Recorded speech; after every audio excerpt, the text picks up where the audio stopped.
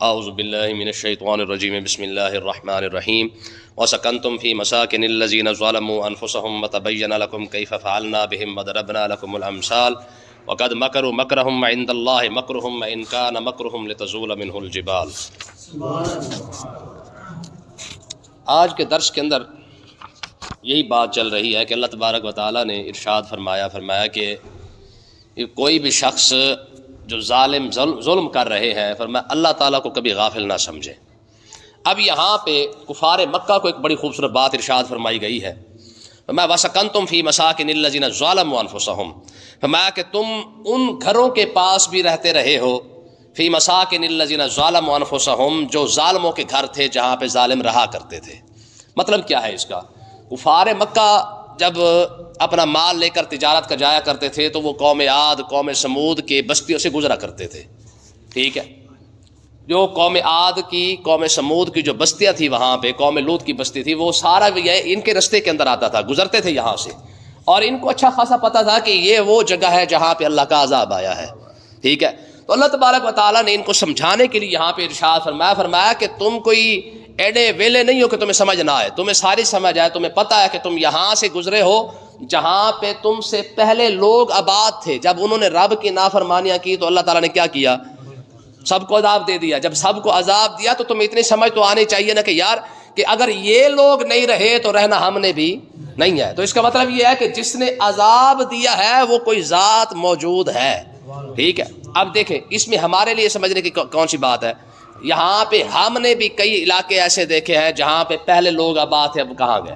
سب سے بڑی بات دیکھیں آپ، مغلوں کے قلعے ہمارے سامنے ہیں، ٹھیک ہے؟ اب دیکھیں نا، آج بھی ان کے گھر، ان کے قلعے، ان کے جناب اعلیٰ سارا کچھ جو ہے وہ موجود ہے، اور ہم ان کو اپنی آنکھوں کے سامنے دیکھتے رہتے ہیں، اور دیکھیں وہ کتنے بڑے بڑے ہیوی قسم کے جناب انہوں نے محل بنائے، ٹھیک ہے؟ تو سارا کچھ ہماری آنکھوں کے سامنے بھی ہے۔ اگر یہ لوگ وہ تھے جو بادشاہ تھے، جو ہزاروں سال رہے، جنہوں نے حکومت کی ہے، لیکن جب وہ نہیں رہے تو رہنا ہم نے بھی، ٹھیک ہے؟ حالانکہ یہ وہ لوگ تھے جن کو نہ شوگر ہوتی تھی، نہ ٹائیفائڈ، نہ بخار، نہ گل، نہ بات، چکر ہی کوئی نہیں تھا۔ ہمارے تو ایک ٹیسٹ کروا کے دیکھو 20 اور بیماری نکل آئے گی۔ لیکن اللہ تبارک و تعالیٰ نے یہ بات سمجھائی ہے، فرمایا کہ اوے وَسَكَنْتُمْ فِي مَسَاكِنِ الَّذِينَ ظَلَمُوا أَنفُسَهُمْ، فرمایا کہ جو لوگ تم سے پہلے جو اپنے آپ کو بڑا کچھ سمجھتے تھے نا، تم ان کے گھر دیکھتے ہو، تم ان کے نشانات دیکھتے ہو، ان کے آثار قدیمہ کے نام سے آج سارا کچھ موجود ہے۔ فرمایا وہ آثار قدیمہ تم دیکھ رہے ہو، سب کچھ تمہارے سامنے ہونے کے باوجود بھی اگر تمہیں سمجھ نہیں آ رہی نا، وَتَبَيَّنَ لَكُمْ، ہم نے تو تمہیں بالکل واضح کر کے دکھا دیا ہے۔ کیا کیا ہے؟ بالکل واضح کر کے ہم نے دکھا دیا ہے۔ اب اگلے الفاظ دیکھیں، فرمایا کیف فعلنا بہم، فرمایا ذرا دیکھو تو صحیح ہم نے ان کے ساتھ کیا کیا ہے، ٹھیک ہے جی؟ دیکھیں نا، جب کسی کو کوئی اپنا سزا دی جاتی ہے یا کوئی بندہ جب کسی کو تکلیف میں آ جاتا ہے نا، پریشانی کے اندر آ جاتا ہے، تو پتہ ہے آگے سے بندے کیا کہتے ہیں؟ کہتے ہیں ویکھے پھر کی بڑھیا اگلے نال، ٹھیک ہے؟ تو رب نے یہ الفاظ استعمال کیا، فرمایا کیف فعلنا بہم، فرمایا ذرا دیکھو پھر ہم نے ان کے ساتھ کیا کیا ہے، ٹھیک ہے؟ اور آگے وَضَرَبْنَا لَكُمُ الْأَمْثَالَ، فرمایا رب تو تمہارے سامنے ایسی مثالیں بیان کرتا ہے، ٹھیک ہے جی؟ اگر نہیں سمجھ آ رہی، اپنی طاقت پر گھمنڈ ہے تو قوم عاد کو دیکھ لو، پیسے کا غرور ہے تو قوم سمود کو دیکھ لو، اگر اور کسی بیماری کے اندر مبتلا ہو، 2 نمبر کرپشن کے اندر، ملاوٹ کے اندر اگر مبتلا ہو تو فرمایا قوم مدین کو دیکھ لو۔ فرمایا یہ سارے وہ لوگ تھے جو تگڑے تھے، ٹھیک ہے؟ قوم سمود کے تو جناب گرمیوں کے فارم ہاؤس الگ تھے اور سردیوں کے الگ تھے، ٹھیک ہے؟ تو یہ سارے کے سارے ان کے بنے ہوئے تھے۔ تو کہنے کا مقصد یہ کہ اللہ تعالیٰ نے ارشاد فرمایا ذرا ان پچھلوں کو دیکھ لو، عقل ٹکانے آ جائے گی، پتہ لگ جائے گا کہ اگر وہ نہیں رہے تو رہنا تم نے بھی نہیں ہے۔ اب آگے دیکھیں اللہ تبارک و تعالیٰ نے کیا فرمایا، فرمایا وَقَدْ مَكَرُوا مَكْرَهُمْ، میں یہ جو کفار مکہ، ٹھیک ہے، انہوں نے بڑی سازشیں کرنے کی کوشش کی ہے، ٹھیک ہے؟ انہوں نے سازشیں کی، وَعِنْدَ اللَّهِ مَكْرُهُمْ، اور اللہ تعالیٰ کو بھی ان کی سازشوں کا پتہ ہے، ٹھیک ہے جی؟ کفار مکہ مل کے بیٹھ کے کیا کرتے تھے؟ کہتے یار یہ اسلام رکنے کا نام ہی نہیں لے رہا، روز اٹھتے ہیں کوئی نہ کوئی نیا بندہ کلمہ پڑھ لیتا ہے، کیا کرے؟ تو انہوں نے 3 جو ہے وہ اپنے دار الندوہ کے اندر بیٹھ کے انہوں نے جو ہے وہ کیا تھا، میں میٹنگ کی تھی، اور میٹنگ کر کے انہوں نے کہا تھا لیثبتوک و یقتلوک و یخرجوک، 3 حل ہے اگر اسلام کو روکنا ہے، کیا کرو؟ لیثبتوک، یا تو محمد عربی صلی اللہ علیہ وسلم کو قید کر دو، ٹھیک ہے جی؟ نہ باہر نکلے، نہ کسی کو تبلیغ کر سکے، ایک بات، لیثبتوک و یقتلوک، یا پھر کیا کرے؟ شہید کر دے، اور یخرجوک، یا پھر گھر سے نکال دے۔ فرمایا یہ 3 چیزیں تھی جس پر انہوں نے میٹنگ کی کہ اسلام کو روکنا ہے تو قید میں ڈال دو، اسلام رک جائے گا، یہ بھی ان کا خیال تھا، شہید کر دو، اسلام رک جائے گا، ٹھیک ہے جی، یا یہاں سے نکال دو پھر اسلام رک جائے گا. تو اللہ تعالیٰ نے ارشاد فرمایا وَعِندَ اللَّهِ مَكْرُهُمْ، ان کی ساری سازشیں رب کے سامنے تھیں، لیکن ہوا کیا؟ فرمایا اللہ تعالیٰ نے، دیکھیں ان کا مذاق کیسا ہے. فرمایا وَإِن كَانَ مَكْرُهُمْ، انہوں نے جتنی بھی سازشیں چلی ہے لِتَزُولَ مِنْهُ الْجِبَالُ، میں ان کی سازشوں سے کون سے پہاڑ ٹلنے والے تھے. یہ جو اسلام کا جو پہاڑ ہے یہ سازشوں سے تھوڑا ٹل جائے گا. میں جتنی مرضی انہوں نے سازشیں کی ہے نا، لیکن اسلام کو ان کی سازشوں سے کوئی فرق نہ کل پڑا، نہ آج پڑا، نہ ہمیشہ پڑے گا. یہ تو بوٹا ہی ایسا ہے نا، درخت ہی ایسا ہے جو ہمیشہ پھلتا پھولتا جا رہا ہے. ٹھیک ہے جی. اب دیکھیں نا، اسلام کو روکنے کی خاطر کتنے نبیوں کو شہید کیا گیا؟ 1,24,000 نبی ہے نا، ان میں سے سب سے زیادہ یوں سمجھ لیں کہ 1,24,000 میں سے کم بھی 70 سے 80 ہزار نبی ایسے ہیں جن کو باقاعدہ شہید کیا گیا ہے. 70 سے 80 ہزار نبیوں کو شہید کیا گیا. باقی تبھی اموات جو ہوتی ہیں، وفات جو رسول اللہ کے رسول اور نبیوں کی ہوئی ہیں، وہ تو زیادہ سے زیادہ 30-40 ہزار ہوں گے. باقی سارے نبیوں کو شہید کیا گیا ہے. لیکن ہوا کیا ہے؟ میں کیا اسلام رک گیا ان کو شہید کرنے کے ساتھ؟ میں نا انا لننصر رسلنا والذین آمنوا فی الحیات الدنیا. ٹھیک ہے، فرمایا اللہ تعالیٰ اپنے رسولوں کی بھی مدد کرتا آیا ہے، اور جس نے اسلام کی مدد کی ہے اللہ تعالیٰ ان کی بھی مدد کرتا آیا ہے. ٹھیک ہے جی. آپ دیکھیں نا، اسلام کو مٹانے کی خاطر جو کچھ بھی لوگ کر سکتے تھے وہ کیا.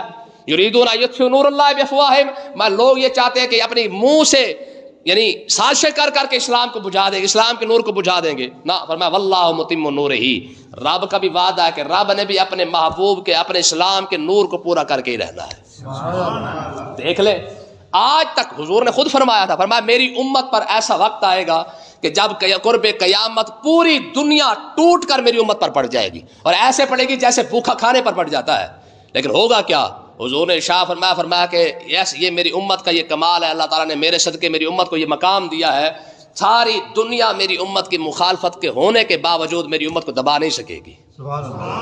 یہ امت دب نہیں سکتی ہے. ہاں، کمزور ہو جائے کوئی حصہ اور بات ہے، لیکن اس امت کی یہ خصوصیت ہے، یہ ہمیشہ کے لیے جو ہے وہ اللہ تعالیٰ نے کسی نہ کسی حصے سے اس کو فتح ضرور عطا فرمائی ہے، غلبہ ضرور عطا فرمایا ہے. ٹھیک ہے جی. تو اللہ تبارک و تعالیٰ نے کیا فرمایا؟ فرمایا کہ یہ جتنی مرضی سازشیں کرتے ہیں، آج اسلام کے خلاف تھوڑی سازشیں ہو رہی ہے. آپ دیکھیں، سارا سوشل میڈیا ہو، الیکٹرانک میڈیا ہو، ٹھیک ہے، آپ کے اینکر ہو، آپ کا جتنا میڈیا ہے سارا کا سارا خرید کر باقاعدہ پیسے دے کر اسلام کے خلاف متنفر کرتے ہیں. ٹھیک ہے جی. لیکن رب کوئی نہ کوئی ایسا بندہ کھڑا کرتا ہے جس کی وجہ سے اللہ تعالیٰ پھر لوگوں کے اندر جو ہے وہ اپنا اسلام کی تحریک کھڑی کر دیتا ہے. عرب کے عالم نے کہا کہ یہ اسلام کی خوبی ہے کہ اپنے ماننے والوں کو مرنے نہیں دیتا، اپنے ماننے والوں کو. پھر اس نے کہا یہ امت نہ سو ضرور سکتی ہے، مر نہیں سکتی. ہاں، سو جائے تو اور بات ہے، لیکن مرتی، لیکن آج سوئی ہوئی ضرور ہے.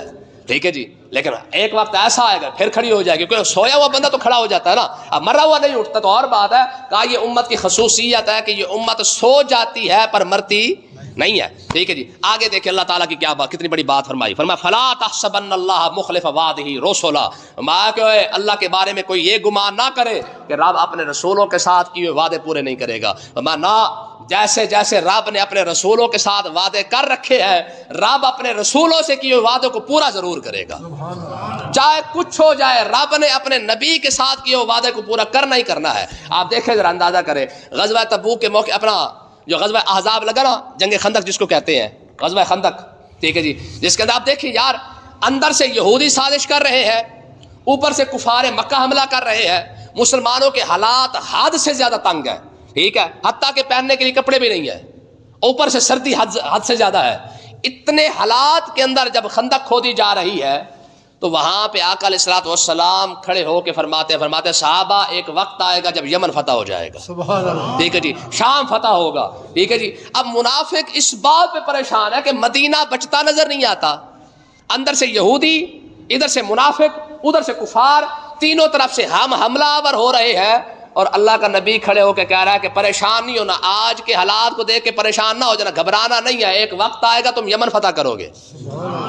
یار حضور نے کتنی بڑی حوصلہ افزائی کی تھی اپنے غلاموں کی. فرمایا کہ اس حالات کو دیکھ کے پریشان نہ ہونا کہ پتہ نہیں کیا بننے والا ہے، بس کچھ بھی نہیں ہونا. ٹھیک ہے، ہوگا کیا؟ تم ہی ہوگے جنہوں نے یمن کو فتح کرنا ہے، تم ہی ہوگے جنہوں نے شام کو فتح کرنا ہے. ٹھیک ہے جی. تو اب دیکھیں پھر ہوا کہ نہیں، غزوہ خندق بھی لگا، پھر اس کے بعد وہ کفار بھی نامراد واپس لوٹ گئے. ٹھیک ہے جی، ناکام ہو کے لوٹ گئے. اس کے بعد یہودی بھی جو ہے وہ سارے وہاں پہ سے نکل گئے. پھر اللہ تعالیٰ نے مسلمانوں کو پھر عروج عطا فرمایا. پھر کیا بنا؟ ٹھیک ہے جی, وہی مسلمان تھے, انہوں نے اپنی آنکھوں کے ساتھ شام کو فتح ہوتے دیکھا, پھر اپنی آنکھوں کے ساتھ یمن کو فتح ہوتے دیکھا. ٹھیک ہے جی. تو کہنے کا مقصد یہ ہے کہ اسلام کبھی بھی اپنے ماننے والوں کو دبنے نہیں دیتا ہے. یہ خوبی ہے. شرط یہ ہے کہ اسلام کے ساتھ لگے سے. یہ قرآن کا فیصلہ ہے. لا تہنوا ولا تحزنوا وانتم الاعلون. میں کہ تمہیں پریشان ہونے کی ضرورت نہیں ہے, غالب تم رہو گے, پر اس کے لیے ایک شرط ہے. کیا؟ ان کنتم مومنین. ہاں, تمہارے پاس ایمان ہو پھر غلبہ تمہارا ہی ہے. ٹھیک ہے جی. حضرت خالد بن ولید کے ساتھ ابو عبیدہ بن جراح کئی بار لڑ پڑے. انہوں نے کہا خالد تو اگلی تعداد ہی نہیں دیکھتا ہے, اگلے 1000 ہے, لاکھ ہے, 2 لاکھ ہے, یا 5000 ہے, 10,000 ہے, تو 20 بندے لے کے اندر بڑھ جاتا ہے. ٹھیک ہے جی. لڑ کے واپس آ جاتا ہے. تو خالد بن ولید اکثر فرماتے ابو عبیدہ بن جراح کو, کہتے تھے حضور بات صرف یہ ہے, میں تو قرآن کی وہ آیت چیک کرتا رہتا ہوں جس میں فرمایا گیا کہ کم من فئۃ قلیلۃ غلبت فئۃ کثیرۃ باذن اللہ, کہ اللہ تعالیٰ تھوڑے سے لوگوں کو زیادہ لوگوں پر غلبہ عطا فرما دے گا. فرمایا میں اس آیت کو چیک کرنے جاتا ہوں کہ وہ ہم ہے یا کوئی اور ہوگا. ٹھیک ہے. تو فرمایا کئی بار دیکھا ہے کہ وہ ہم ہی ہے جس کے بارے میں رب نے فرمایا تھوڑے سے ہوں گے لیکن ہوں گے صاحب ایمان. تو ہوگا کیا؟ میں جہاں بھی جائیں گے فاتح ہو کے واپس آئیں گے. مجھے آپ بتائیے یار, کوئی سوچ سکتا ہے خالد بن ولید نے ایسی جنگیں لڑی ہیں کہ 1 لاکھ کے مقابلے میں 12 بندے لے کے چلے گئے تھے. یار, لاکھ کے مقابلے میں 12 بندے, 112 نہیں, 1012 نہیں, 10,012 نہیں, خالی 12 بندے, اور جیت کے واپس آئے. کوئی سوچ سکتا ہے؟ تو کہنے کا مقصد یہ ہے کہ اللہ تعالیٰ نے اتنی بڑا مسلمانوں کو جو ہے وہ عطا فرمائی ہے, پر شرط کیا رکھی ہے؟ میں غلبہ تمہیں دوں گا ان کنتم مومنین. ہاں, تمہارے اندر ایمان ہونا چاہیے. کیا ہو؟ ایمان ہو. یار اندازہ کریں, علامہ اقبال کا نا بڑے خوبصورت شعر تھا. وہ کہتے تھے کہ اپنا تم مسلمہ ہو یہ انداز مسلمانی ہے, نہ حیدری فقر نہ, اس الفاظ تھے علامہ اقبال رحمۃ اللہ علیہ کے, کہ تم مسلمہ ہو یہ انداز مسلمانی ہے. میں تیری خاک میں ہے اگر شرر تو خیال فقر و غنا نہ کر, کہ جہاں میں نان شعیر پر ہے مدار قوت حیدری. سبحان اللہ. علامہ اقبال نے فرمایا تم نے کبھی دیکھا ہے کہ مولا علی جب خیبر کے اندر مرب سے لڑنے گئے تھے نا, تو وہ کاجو پستے بادام کھا کے نہیں گئے تھے. ٹھیک ہے جی. کہ جہاں میں نان شعیر پر ہے مدار قوت حیدری. میں حیدری قوت کا جو مدار ہے نا وہ ایک روٹی پر ہے. ٹھیک ہے جی. نہ پستے, نہ بادام, نہ کاجو, نہ گل, نہ بات. ٹھیک ہے جی. کوئی دیسی مرغ نہیں, دیسی حلوے نہیں. ٹھیک ہے جی. ہاں, دیسی غذائیں نہیں, کوئی شے کوئی نہیں ہے. میں سوکھی روٹی کھا کے مرہب کے سامنے کھڑا ہونے والا مولا علی ہے. ٹھیک ہے جی. اور وجہ کیا ہے؟ طاقت کی وجہ کیا ہے؟ فرمایا طاقت کی وجہ کوئی دیسی غذائیں نہیں ہے بلکہ ایمان کی طاقت ہے. ٹھیک ہے. تو اللہ تعالیٰ نے ارشاد فرمایا بھی فلا تحسبن اللہ مخلف وعدہ رسولا. میں ہر اسلام کا مخالف یہ بات یاد رکھے کہ اللہ تعالیٰ نے جو اپنے رسولوں کے ساتھ وعدے کیے ہیں نا, رب وعدوں کو پورا ضرور کرے گا. کیوں؟ ان اللہ عزیز ذو انتقام. اللہ تعالیٰ غالب بھی ہے, انتقام لینے والا بھی ہے. ٹھیک ہے جی. ہاں, رب رحیم رحمان ضرور ہے, لیکن یہ صرف یہ نہ کوئی سمجھے کہ رحمان ہے صرف بخش دے گا, رحیم ہے تو اور بخش دے گا. فرمایا نہ, جس طرح رحمان رحیم ہے نا ایسے عزیز بھی ہے, ذو انتقام بھی ہے. مطلب کیا ہے؟ غالب بھی وہی ہے اور انتقام لینے والا بھی. ٹھیک ہے جی. یہ 2 نمبر صوفیوں کے لیے بڑی بات ہے. ٹھیک ہے. جو کہتے ہیں نا جی ہم تو کسی کو کچھ نہیں کہتے ہیں, رب فرما رہا میں انتقام ضرور لیتا ہوں, میں انتقام. ہاں, جب کوئی رب کی بارگاہ میں آ کے اسلام کی مخالفت کرے تو رب اسے انتقام ضرور لے لیتا ہے. اور انتقام لیتا کہ نہیں لیتا؟ کہ یوسف علیہ السلام کو اکیلا انہوں نے خریدا تھا, جب تک پورا مصر بک نہیں گیا رب نے کہا ختم نہیں ہونے دیا.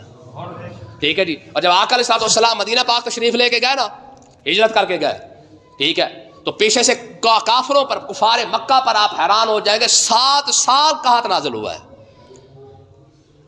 ٹھیک ہے. تو جیسے یوسف علیہ السلام کے دور کے اندر مصر کے اندر قحط 7 سال پڑا تھا, ایسے ہی آقا علیہ السلام کے دور کے اندر بھی جب حضور مدینہ تشریف لے گئے نا, مکہ والے قحط کے اندر مبتلا ہو گئے.